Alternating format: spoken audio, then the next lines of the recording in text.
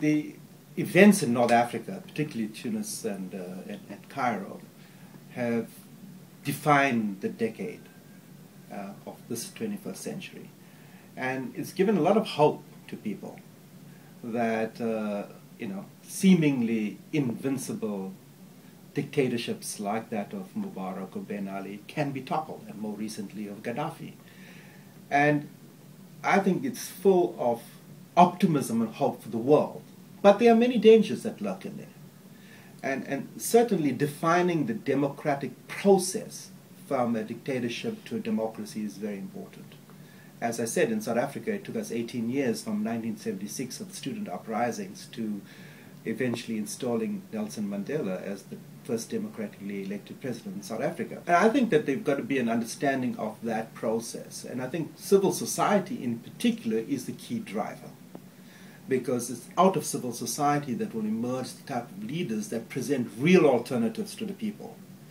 Because what happens in many transitions is one predatory elite is replaced by another predatory elite. And there are no systemic or structural changes to how the economy or the political system works, in which case the majority of people still will remain poor, will remain unemployed, will remain marginalized and vulnerable.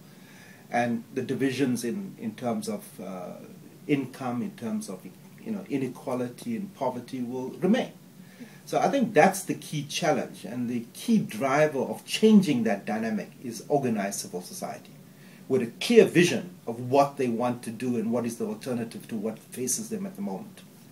Ultimately, it's about how does that advanced leadership of a society engage the normal people, the ordinary people.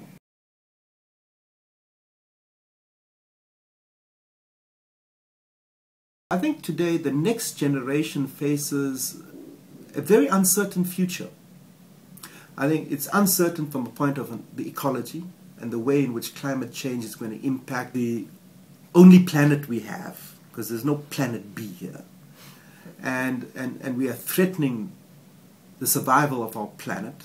It's food security, it's about water, it's about the jobs crisis that is escalating in the world. And in fact, not just in the developing world, but also in the developed world. The issues that you're facing, even if you have education, is finding the job, is the same issue young people will face in South Africa or Egypt or India.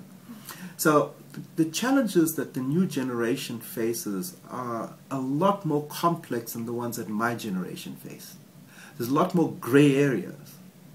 And the critical question you've got to ask, that civicus should ask, is what is the development paradigm for the world? Because the current development paradigm, economic model, is just buy more, increase consumer demand. And we all know that that's not a solution for the long-term survival of our planet or for prosperity for all.